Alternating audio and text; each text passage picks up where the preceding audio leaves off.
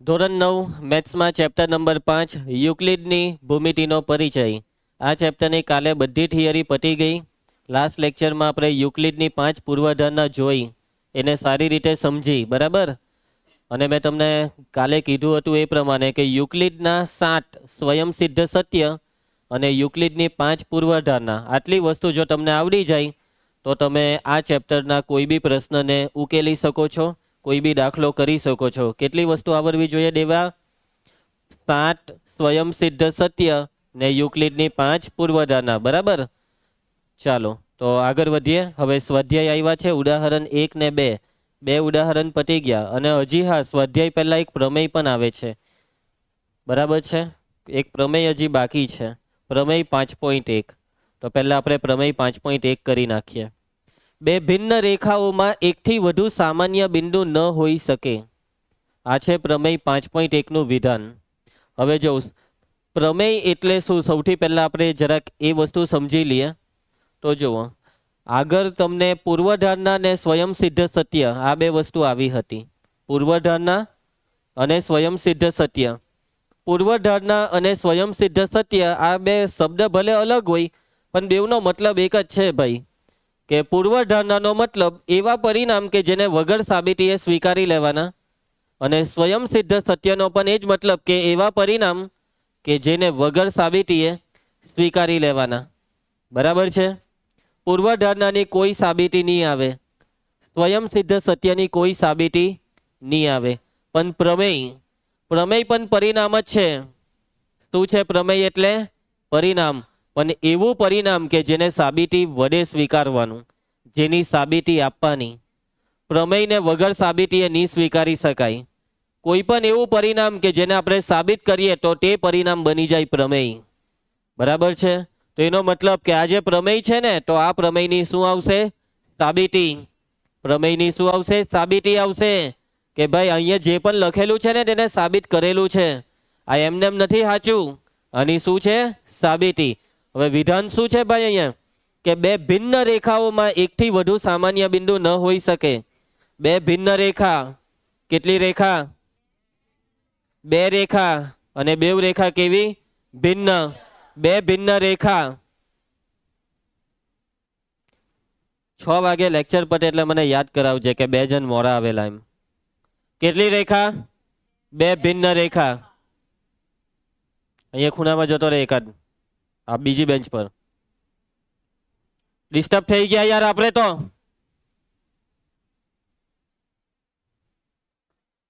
બે ભિન્ન રેખા. તો બે ભિન્ન રેખા, તમે બે ભિન્ન રેખા તમે આવી રીતના દોરશો ને, તો જુઓ આ બે રેખા છેદે છે, પણ કેટલા બિંદુમાં? એટલે આ બે રેખાનું સામાન્ય બિંદુ કેટલું? એક જ. હવે તમે એવી રીતના બે રેખા દોરો કે આ બે રેખા બે બિંદુમાં છેદે. દોરી આપશો મને? બે બિંદુમાં છેદતી રેખા દોરી શકાશે તમારાથી? શક્ય નથી ને. કેમ કે જો બે રેખા છેદશે તો એક જ બિંદુમાં છેદે. આ આકૃતિ દ્વારા આપણે જોઈ શકીએ છીએ. હવે જેવી આ બે રેખા જેવી આ એક બિંદુમાં છેદે છે, પછી આગળ જાય એટલે એ બે એકબીજાની દૂર જાય. અને જો રેખા આવી રીતના એકબીજાની દૂર જશે તો પછી એ બે રેખા થોડી છેદવાની? છેદે? નહીં છેદે ને. તો એનો મતલબ કે જો બે રેખા છેદે ને તો કેટલા બિંદુમાં? એક. પણ આ લોકો એમ કહે છે કે એકથી વધુ સામાન્ય બિંદુ ન હોઈ શકે. સાચી વાત. એકથી વધારે સામાન્ય બિંદુ નહીં હોય. સામાન્ય બિંદુ કેટલા હોય? કાં તો 1 હોય કાં તો 0. એકથી વધારે નહીં હોય. એટલે કેટલા? 1 કે 1 થી ઓછા. 1 થી ઓછા એટલે કે બે રેખા છેદશે તો એક બિંદુમાં, નહીં તો નહીં છેદશે. એનો મતલબ કે બેવ રેખા એક બી બિંદુમાં નહીં છેદે. એનો મતલબ કે બેવ રેખા સમાંતર હશે. સમાંતર રેખા કોઈ દિવસ એકબીજાને છેદે નહીં. તમે સમાંતર રેખાને ગમે તેટલી લંબાવો, સમાંતર રેખા ક્યારેય પણ એકબીજાને ન છેદે. તો સમાંતર રેખાનું છેદ બિંદુ 0 અને છેદતી રેખાના છેદ બિંદુ 1. એટલે કે બે રેખા છેદે તો એકથી વધારે બિંદુમાં ના છેદે. એકથી વધારે બિંદુમાં ના છેદે. હવે આપણે આ પ્રમેયને સાબિત કરીશું. શું કરીશું મોહિત? સાબિત. પ્રમેયની સાબિતીના, કોઈ પણ પ્રમેયની સાબિતીના 3 પગથિયા હોય છે. કેટલા પગથિયા? 3 પગથિયા. આ 3 પગથિયામાં પહેલું પગથિયું છે પક્ષ, બીજું પગથિયું છે સાધ્ય અને ત્રીજું પગથિયું છે સાબિતી. પક્ષ સાધ્ય સાબિતી, પક્ષ સાધ્ય સાબિતી. પક્ષ એટલે શું? તો તમને પ્રમેયમાં જે વસ્તુ આપી હોય તેને પક્ષ કહેવાય. સાધ્ય એટલે કે પ્રમેયમાં જે વસ્તુ આપણે સાબિત કરવાની છે તેને સાધ્ય કહેવાય. અને સાબિતી એટલે પક્ષથી ચાલુ કરીને સાધ્ય સુધી પહોંચવાની પ્રક્રિયા એટલે સાબિતી. બરાબર છે? આ જીવરા કાંઠી આવે છે? જીવરા બી લઈને આવેલી? ચાલો, પક્ષ સાધ્ય ને સાબિતી. જે આપેલું હોય પ્રમેયના વિધાનમાં, જે આપેલું હોય તે પક્ષ, જે સાબિત કરવા કે તે સાધ્ય, અને સાબિતી એટલે પક્ષથી ચાલુ કરીને સાધ્ય સુધી પહોંચવાની પ્રક્રિયા. પક્ષથી ચાલુ કરીને સાધ્ય સુધી પહોંચવાની પ્રક્રિયા. તો ચાલો, તો આ પ્રમેયને સાબિત કરવા માટે સૌથી પહેલા આપણે લખવાનું પક્ષ. પક્ષમાં શું આવશે? જે આપેલું હોય તે લખવાનું. અહીંયા વિધાનમાં વાત હાની છે? બે ભિન્ન રેખાની. તો બે ભિન્ન રેખા પક્ષમાં આવશે. હવે બે ભિન્ન રેખાને નામ આપી દેવો. પહેલી રેખાને નામ આપી દેવો એલ, બીજી રેખાને એમ. એલ અને એમ બે ભિન્ન રેખા છે. આ વસ્તુ તમારે પક્ષમાં લખવાની. પક્ષમાં તમારે બે ભિન્ન રેખાની વાત કરવાની. તો બે ભિન્ન રેખા કઈ છે? એલ અને એમ. લખો, એલ અને એમ બે શું છે? ભિન્ન રેખાઓ છે. પ્રમેયનું વિધાન એમ કહે છે કે બે ભિન્ન રેખાઓમાં એકથી વધુ સામાન્ય બિંદુ ન હોઈ શકે. એટલે આ એકથી વધુ સામાન્ય બિંદુ ન હોય એ તમારે સાબિત કરવાનું. હવે લખવાનું છે સાધ્ય, અને સાધ્યમાં શું લખવાનું હોય? જે સાબિત કરવાનું હોય તે. અને અહીંયા આપણે સાબિત કરવાનું છે કે એકથી વધુ સામાન્ય બિંદુ ન હોય. કોને? બે ભિન્ન રેખા. અને આ બે ભિન્ન રેખા કઈ છે? એલ અને એમ. એટલે હવે આપણે સાધ્યમાં લખીશું કે એલ અને એમ ને એકથી વધુ સામાન્ય બિંદુ નથી. સાધ્યમાં એલ અને એમ ને એકથી વધુ, આ કચાટ નહીં કરે, એકથી વધુ સામાન્ય બિંદુ ન હોઈ શકે. કોને આ પક્ષ અને સાધ્યમાં નહીં સમજ પડી? જે પણ મોરા આવ્યા હોય તે મોરું બંધ રાખે. કોને આ પક્ષ અને સાધ્યમાં સમજ નહીં પડી? પડી ગઈ બધાને સમજ? બે રેખા લીધી પક્ષમાં એલ અને એમ, અને સાધ્યમાં સાબિત કરવાનું છે કે એલ અને એમ ને એકથી વધુ સામાન્ય બિંદુ નથી. ચાલો, હવે આપણે શું લખીશું? સાબિતી. સાબિતીનો મતલબ શું હોય છે? જવાબની પક્ષથી ચાલુ કરીને સાધ્ય સુધી પહોંચવાની પ્રક્રિયા. તો ચાલો, કેવી રીતના તમે પક્ષથી સાધ્ય સુધી પહોંચશો? અહીંયા તમારે ગણતરી બતાવવાની છે, અહીંયા તમારે આર્ગ્યુમેન્ટ આપવાની છે, અહીંયા તમારે દલીલ કરવાની છે, અહીંયા તમારે કારણ આપવાના છે. અને આ ચેપ્ટરમાં મેં તમને કીધું એ પ્રમાણે સ્વયં સિદ્ધ સત્ય કેટલા? 7, અને પૂર્વધારણા 5, એનો જ ઉપયોગ કરવાનો આવે. તો યુક્લિડની કોઈ પૂર્વધારણા એવી છે કે જે તમને મદદ કરશે. હવે જો અહીંયા આપણે આ પ્રમેયને સાબિત કરવા માટે આપણે શું કરીશું ખબર? જે તમને આપેલું છે ને તેનું ઊંધું ધારી લેશું. ઊંધું જે આપ્યું છે તેનું ઊંધું. ઘણી વખત આપણે આપણી જીવનમાં આપણી જાતને સાચું સાબિત કરવા માટે આપણે એવું માની લેવું પડે, ચાલ માની લે કે તું સાચો. બે જણની લડાઈ થઈ, આપણને ખબર છે આપણે સાચા છે ને પેલો ખોટો છે, પણ થોડીક વાર સારું એમ કેવું પડે ને, સારું ચાલ માની લીધું તું સાચો. જો તું સાચો હોય ને તો આ વસ્તુ થવી જોઈએ. થઈ નહીં થઈ ને તો કાથી તું સાચો? એમ એવી રીતના આમાં બી વાત કરવાની છે કે માની લે, આપણે આનું ઊંધું માની લઈએ કે ભાઈ બે ભિન્ન રેખામાં એકથી વધુ સામાન્ય બિંદુ નહીં હોય ને, આપણે એવું માની લઈએ હા ચાલ છે, એકથી વધારે સામાન્ય બિંદુ છે, ચાલ એવું માની લઈએ. અને એ કેટલા સામાન્ય બિંદુ છે? આપણે એવું માની લઈએ કે બે બિંદુ સામાન્ય છે, એવું માની લઈએ. ધારો કે કઈ બે રેખા? રેખાઓ એલ અને એમ ને શું છે? બે સામાન્ય બિંદુ છે એવું આપણે ધાર્યું. આ ખોટી વસ્તુ ધારી. આપણને ખબર છે કે નહીં હોય તો બી આપણે એવું ધારવાના કે બે સામાન્ય બિંદુ છે. તો હવે બે ભિન્ન રેખાને બે સામાન્ય બિંદુ છે એવું અહીંયા આપણે લખ્યું. અને યુક્લિડની પૂર્વધારણા યાદ કરો. ખબર કઈ પૂર્વધારણા? 5.1 વિધાન યાદ કરે બધા? વાંચીને આવા કીધેલું 5.1. દિયા, આપેલા બે ભિન્ન બિંદુ માંથી કેટલી રેખા પસાર થાય? અનન્ય. હવે જુઓ, રેખા એલ અને એમને બે સામાન્ય બિંદુ છે ને, એનો મતલબ કે માટે બે ભિન્ન બિંદુઓમાંથી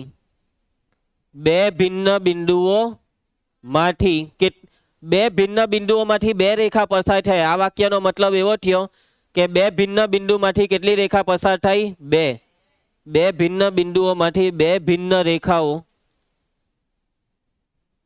એલ અને એમ પસાર થાય છે. બરાબર છે વેદાંત? કે બે ભિન્ન બિંદુમાંથી બે રેખાઓ, આ પહેલી રેખા એલ અને બીજી રેખા માની લઉં કે અત્યારે આવી છે જે ખોટી દોરી, બે રેખા પસાર થાય છે, જે શક્ય નથી. સાચી વાત ને? તો યુક્લિડની પૂર્વધારણા 5.1 મુજબ હું કે પૂર્વધારણા 5.1 કે બે ભિન્ન બિંદુઓમાંથી કેટલી રેખા પસાર થાય? અનન્ય રેખા પસાર થાય છે. એટલે આપણે ઉપર જે વાક્ય લખ્યું તે યુક્લિડની પૂર્વધારણાની વિરુદ્ધ છે. આ વાક્ય યુક્લિડની પૂર્વધારણાની વિરુદ્ધ થયું ને, કે આમાં એમ લખેલું છે કે બે ભિન્ન બિંદુમાંથી બે રેખા પસાર થઈ, પણ યુક્લિડ તો એમ કહે કે બે ભિન્ન બિંદુમાંથી કેટલી? એક જ. એટલે આ જે વાક્ય છે ને કે એ યુક્લિડની પૂર્વધારણાથી વિરુદ્ધ છે. એટલે આની નીચે આપણે લખીશું જે યુક્લિડની પૂર્વધારણાથી કેવું છે? વિરુદ્ધ છે. તો જો આ વાક્ય યુક્લિડની પૂર્વધારણાથી વિરુદ્ધ છે એનું આ નીચે કારણ છે, કેમ કે યુક્લિડની પૂર્વધારણા એવું કહે કે બે ભિન્ન બિંદુમાંથી અનન્ય રેખા પસાર થાય, એટલે આ પ્રમેયની સાબિતી હવે પૂરી. એનો મતલબ કે હવે આપણે સ્વીકારી લેવાનું કે બે ભિન્ન બિંદુમાંથી એક જ રેખા પસાર થાય. એનો મતલબ કે આ જે વિધાન છે તે સાચું છે. બે ભિન્ન રેખામાં એકથી વધુ સામાન્ય બિંદુ ન હોઈ શકે, માટે બે ભિન્ન રેખાઓમાં એકથી વધુ સામાન્ય બિંદુ ન હોઈ શકે.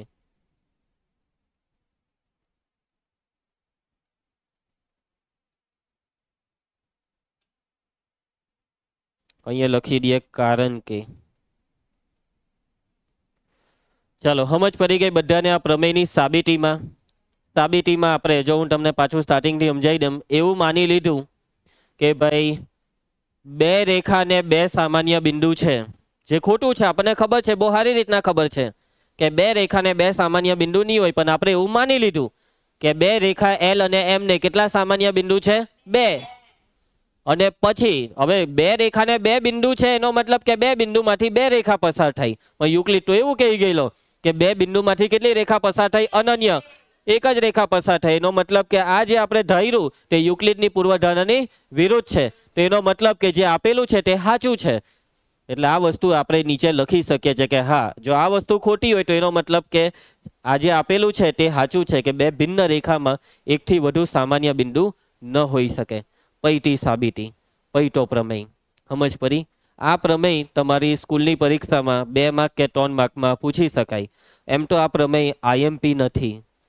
આપણું આના પછી 5મા પછી જે 6થું ચેપ્ટર આવશે ને ભૂમિતિમાં, રેખા અને ખૂણા, એમાં બધા આઈએમપી પ્રમેય આવશે. અને તમારી સ્કૂલની પરીક્ષામાં 3 માર્ક ને 4 માર્કમાં પ્રમેય પૂછાય. અને સ્કૂલમાં આવી રીતના 3 માર્ક ને 4 માર્કમાં પ્રમેય પૂછાય ને, તો એમાં તમારે આ રીતના સાબિતી લખીને આવવાની અને બેઠા 4 માંથી 4 માર્ક લેવાના. 3 માંથી 4 માર્ક લેવા કઈ 3 માંથી 3 માર્ક, જેટલા બી માર્ક હોય તે બેઠા માર્ક લેવાના. સમજી ગયા? આ પ્રમેયમાં એમ તો કઈ લેવાનું બી નથી. ઘરે ગઈને આ પ્રમેયની પ્રેક્ટિસ કરી લેજો. આગળ વધીએ છીએ આપણે. હવે ચાલુ થાય છે સ્વાધ્યાય 5.1 નો પ્રશ્ન 1. આ ચેપ્ટરનું પહેલું ને છેલ્લું સ્વાધ્યાય એક જ સ્વાધ્યાય છે. ચાલો પ્રશ્ન 1. નીચે આપેલા વિધાનોમાંથી કયા વિધાનો સત્ય છે ને કયા વિધાનો અસત્ય છે? તમારા જવાબ માટે કારણો આપો. તો ચાલો, ખરું કે ખોટું, સત્ય કે અસત્ય નક્કી કરીએ અને એનું કારણ આપીએ. પહેલો સવાલ, એક બિંદુમાંથી પસાર થતી માત્ર એક રેખા દોરી શકાય. એક બિંદુમાંથી એક જ રેખા દોરાય કે ભાઈ આ એક બિંદુ છે, આ એક બિંદુમાંથી ચાલો એક રેખા દોરીએ. હા, તો એક રેખા દોરાઈ તો ગઈ, તો હું હવે બીજી નહીં દોરાહે? કોશિશ કરું ને મેં, દોરાઈ ગઈ, બીજી દોરાઈ ગઈ. બોલો, બહુ બધી. એટલે એનો મતલબ કે ત્રીજી હો દોરાવાની. હું અનન્ય અસંખ્ય લા અનંત. આ જુઓ કેટલી બધી રેખા દોરાવા લાગી. જો દ્રષ્ટિ રેખા જ રેખા. ભલે ને અંતાઈ જાય એમ બી બિંદુ તો બહુ પતલું હોય, દેખાવું જ નહીં જોઈએ. બરાબર, રેખા હી રેખા. તો એક બિંદુમાંથી તમે જેટલી રેખા પસાર કરવી એટલી કરી શકો છો. મતલબમાં એક બિંદુમાંથી કેટલી રેખા પસાર થાય? અનંત, અસંખ્ય, અગણિત. તોને તોન શબ્દનો એક જ મતલબ છે, અનંત, અસંખ્ય, અગણિત. આપેલ વિધાન કેવું છે? અસત્ય છે. આપેલ વિધાન અસત્ય છે. અને એનું કારણ શું? કારણ કે આકૃતિમાં દર્શાવ્યા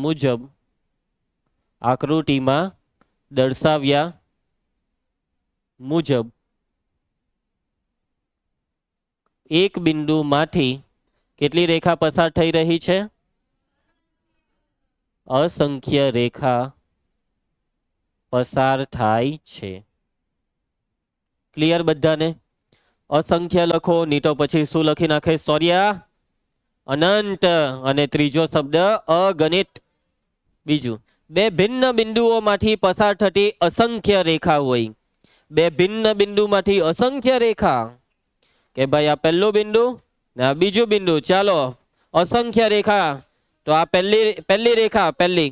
ચલો બીજી. એટલે કે બે ભિન્ન બિંદુમાંથી કેટલી રેખા?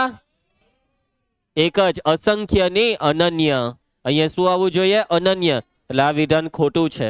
યુક્લિડ જ પોતે કહી ગયેલો, યુક્લિડની પૂર્વધારણા 5.1 કે બે ભિન્ન બિંદુમાંથી અનન્ય રેખા પસાર થાય. કેટલી રેખા પસાર થાય યુવરાજ?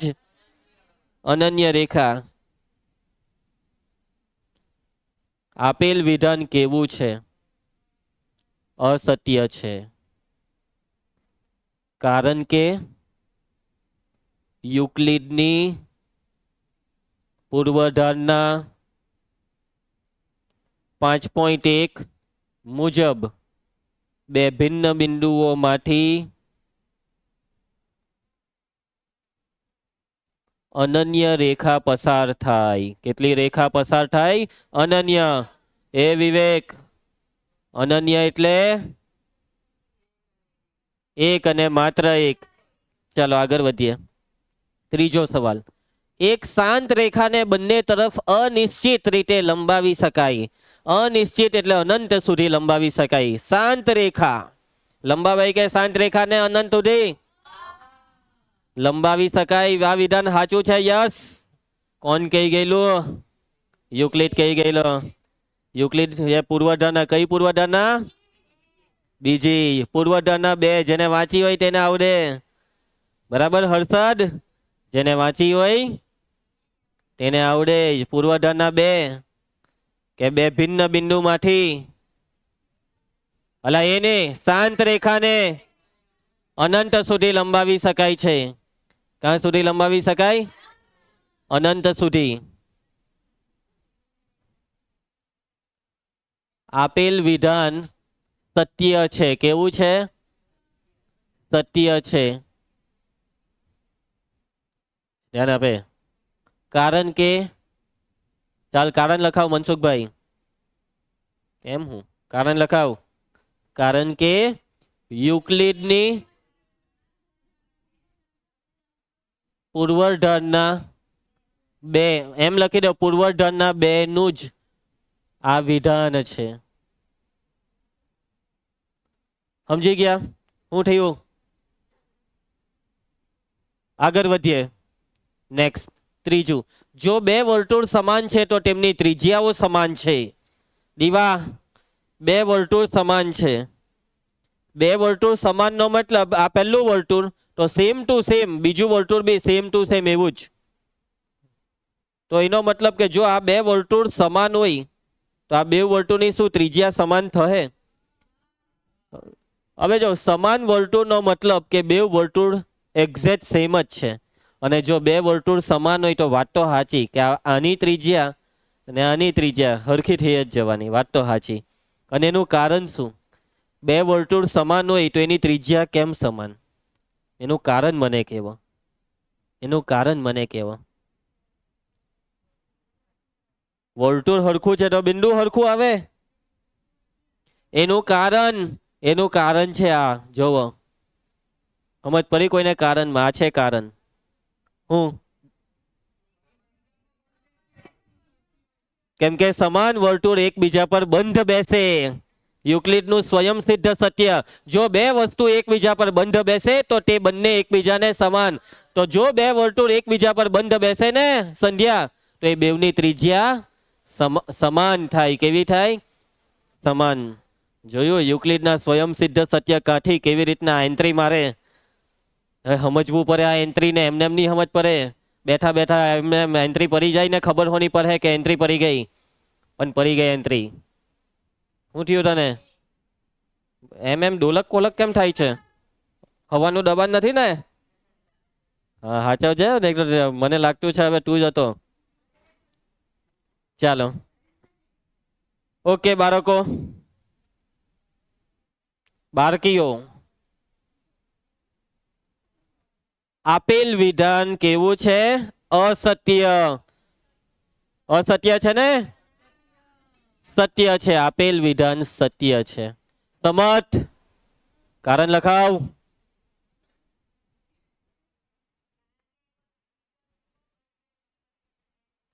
હે, એક વસ્તુ બીજી વસ્તુ પર બંધ બેસી શકે? બંધ એક વસ્તુ બીજી વસ્તુ પર બંધ બેસે તો તે સમાન થાય. ભાગા મારી દીધા ને તો. કારણ કે બે સમાન વર્તુળો એકબીજા પર બંધ બેસે છે. બે સમાન વર્તુળો એકબીજા પર બંધ બેસે છે અને યુક્લિડના સ્વયં સિદ્ધ સત્ય મુજબ એકબીજા પર બંધ બેસતી વસ્તુઓ એકબીજાને સમાન થાય. એકબીજાને સમાન થાય. માટે બંને વર્તુળની ત્રિજ્યા સમાન થાય. બંને વર્તુળોની ત્રિજ્યા કેવી થાય? સમાન થાય. મેટ સમજ પડી? આગળ વધીએ. પાંચમું, આકૃતિમાં જો AB બરાબર PQ અને PQ બરાબર XY તો AB બરાબર XY થાય. આ AB ને PQ આ બે સમાન, PQ બરાબર XY આ બે સમાન, તો AB બરાબર XY એટલે આ બે સમાન થશે. આ બે સમાન હોય તો આ બે સમાન. એનું કારણ હું? હા, એક જ વસ્તુને સમાન હોય તેવી વસ્તુ એકબીજાને સમાન થાય. શું થયું? કોને યાદ કરે છે? પૂર્વધારણા યાદ કર, સ્વયં સિદ્ધ સત્ય યાદ કર. જો આ લોકો કેવી રીતના બોલે છે એટલે કેમ વાંચીને આવ, નહીં તો અહીંયા આવીને શું કરવું પડે? બાગા મારવા પડે. બાગા. તો જોવો, પહેલું જ સ્વયં સિદ્ધ સત્ય, એકબીજાને સમાન હોય તેવી વસ્તુ, એક જ વસ્તુને સમાન હોય તેવી વસ્તુ એકબીજાને સમાન થાય.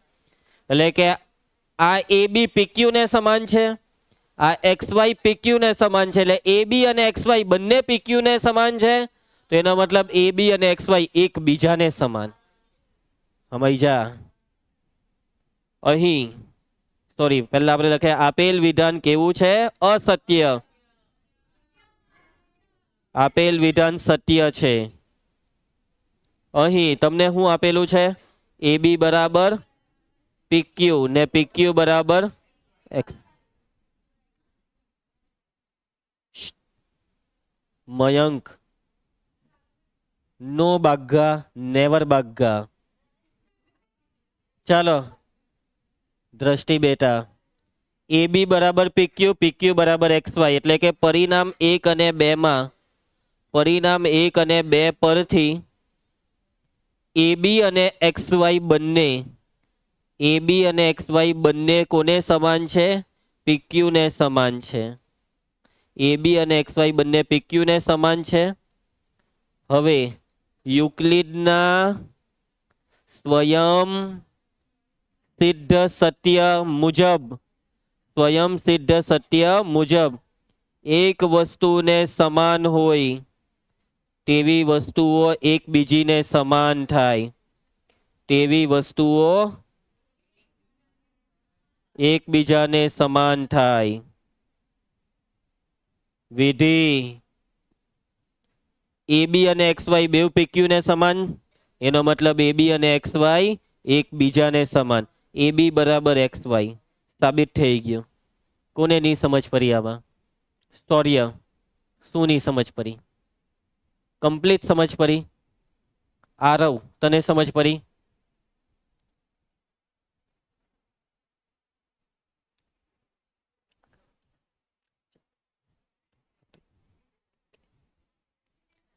ભાઈ વિડીયો જોતી વખતે એમ નહીં કહેતા કે સર અવાજ નથી આવતો. એટલે વિડીયો જોતી વખતે એવું લાગે ઓ સર બોલતા તો છે પણ અવાજ નથી આવતો, તો એવું સમજો કે તમારો મોબાઈલ બગડી ગયો. ચાલો મયંક રિપેરિંગમાં આપી દે તું. પ્રશ્ન 2 વેદાંત તારી બાજુવાળાને ઉઠાડ દે. ચાલો ધ્યાન આપજો. શું થયું અમૃત? પીને આવેલો છે. ઓકે ચાલો ધ્યાન આપજો. નીચે આપેલા પદોની વ્યાખ્યા આપો. શું તેના માટે કોઈ એવા પદ છે જેને વ્યાખ્યાયિત કરવાની જરૂર પડે? એ કયા છે અને તમે તેને કેવી રીતના વ્યાખ્યાયિત કરશો? ચાલે બાગાની મારે એકબીજાને અડે નહીં. સમજી ગયા? પછાડી ધ્યાન આપે. કોઈ કોઈને અડે નહીં, કોઈ કોઈને મારે નહીં. ભણવા આવેલા છે ભણે હરખા બેહે. તો સવાલમાં તમને એમ કીધું છે કે આ બધાની વ્યાખ્યા આપો, અને આ બધાની વ્યાખ્યા આપતી વખતે તમને કોની જરૂર પડે? જેની જેની જરૂર પડે ને તેને બી વ્યાખ્યા આપો. તો જોવો આપણે આ સવાલનો જવાબ એટલો ડિટેલમાં આપવાની કોઈ જરૂર નથી, કેમ કે તમારી સ્કૂલમાં આવી રીતના નથી પૂછવાના. તમારી સ્કૂલમાં સીધું શું પૂછવામાં આવશે ખબર દ્રષ્ટિ? સમાંતર રેખાઓની વ્યાખ્યા આપો પૈટું. ઓકે, આવું બધું નહીં પૂછેલું હશે કે વ્યાખ્યા આપવા માટે બીજા કોની જરૂર પડી, જેની જરૂર પડી તે વ્યાખ્યાયિત કરવા માટે શું થાય. સમજી ગયા ને? તો બસ અહીંયા આપણે માટે આ સવાલનો એટલો જ મતલબ સમજવાનો તમારે કે આપણે આ 5ની વ્યાખ્યા આપવાની છે. તો ચાલો એક એક કરીને બધાની વ્યાખ્યા લખવાનું ચાલુ કરીએ. નંબર 1 સમાંતર રેખા. તમારામાંથી કોઈ કહી શકશે આની વ્યાખ્યા? કોને કહેવાય સમાંતર રેખા? તો આ બે રેખા છે, આ બેને સમાંતર ક્યારે કહેવાય? જો બે રેખા એકબીજાને છેદે નહીં તો તે બંને એકબીજાને સમાંતર કહેવાય. અનંત સુધી લંબાવતા આવું નહીં લખીએ તો બી ચાલે, કેમ કે રેખા અનંત જ હોય, લંબાવ્યા વગર બી અનંત જ હોય. સમજી ગયા? હવે આ બે રેખા શું સમાંતર છે? ના, આ બે છેદે છે. તમે એમ કહો કે ક્યાં છેદે છે? એ તમારે કલ્પના કરવાની, આને લંબાઈ લેવાની. સમજી ગયા ને? તો સમાંતર રેખાઓની વ્યાખ્યા, જો બે રેખાઓ એકબીજાને છેદે નહીં, એકબીજાને છેદે નહીં તો તે રેખાઓ કેવી છે? પરસ્પર સમાંતર છે. પરસ્પર સમાંતર રેખાઓ છે. બહુ સહેલી વ્યાખ્યા છે, પરીક્ષામાં 1 માર્કમાં પૂછાય તો આરામથી લખાય. ઘરે ગઈને વાંચી નાખજો.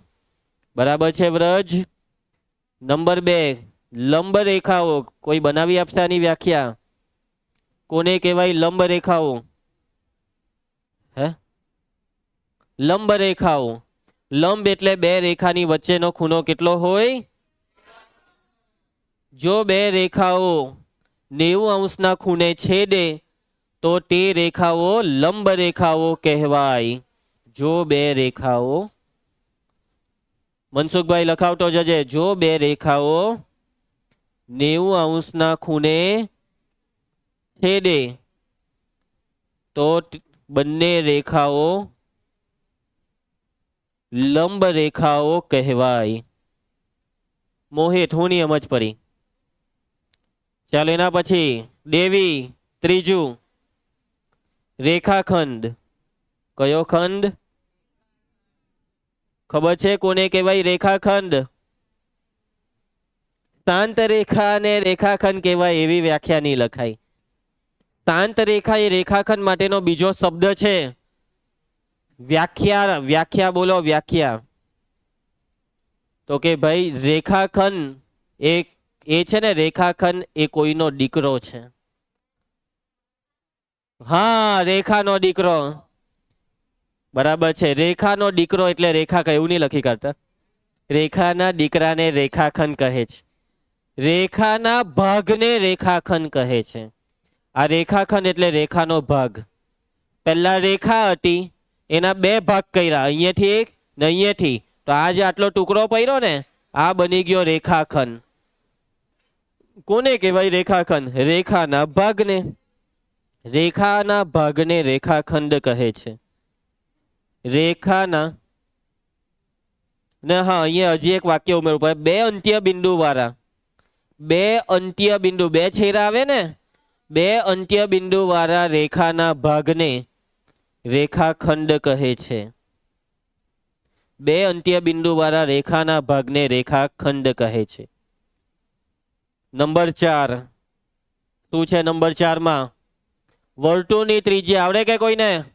આ તો બાળપણથી વર્તુળના દાખલા તમે કરો છો, વર્તુળને બાળપણથી ભણેલા છો. કોને કહેવાય વર્તુળની ત્રિજ્યા? બરાબર છે. વર્તુળના કેન્દ્રથી વર્તુળ પરના કોઈ પણ બિંદુને જોડતા રેખાખંડને તે વર્તુળની ત્રિજ્યા કહે છે. સમજ પડે અમૃત?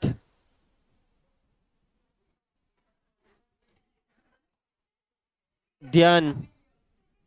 એ તો મેં ઉઠાઈ રહ્યો ને વચ્ચે, પાછો ઉઈ ગયેલો. કઈ નહીં, મને યાદ કરવાનું ભૂલતો નહીં. પેલા બે મોરા આવેલા તે. ચાલો એના પછી વર્તુળની ત્રિજ્યા. નહીં, મને ભૂલાઈ જાય છે. આપણે હા ચાલો વ્યાખ્યા લખીએ. બધાનું ધ્યાન બોર્ડ પર. સંધ્યા બોલજે. વર્તુળના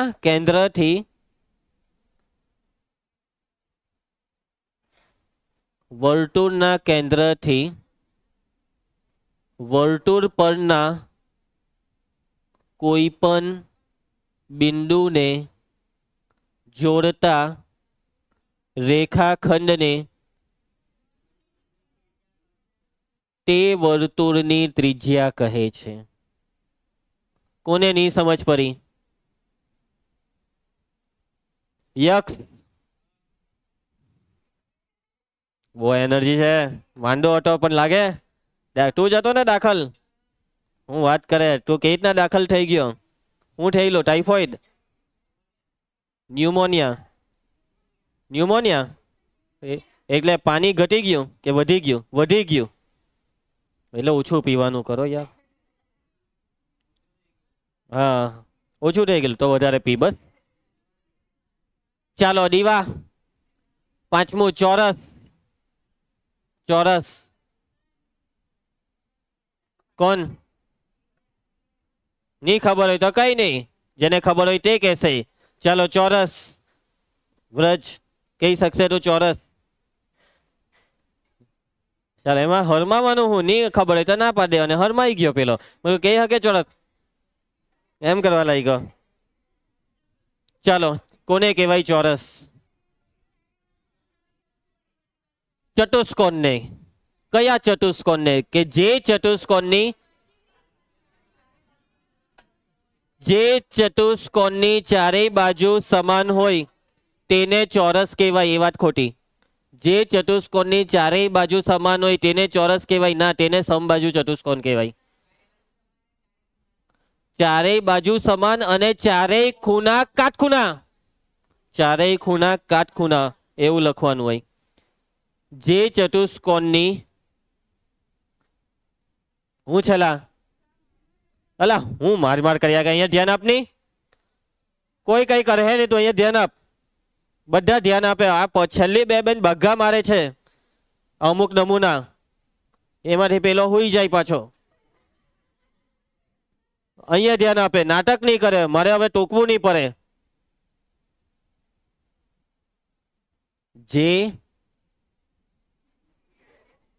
જે ચાલ દિયા લખાવ. જે ચતુષ્કોણની ચારેય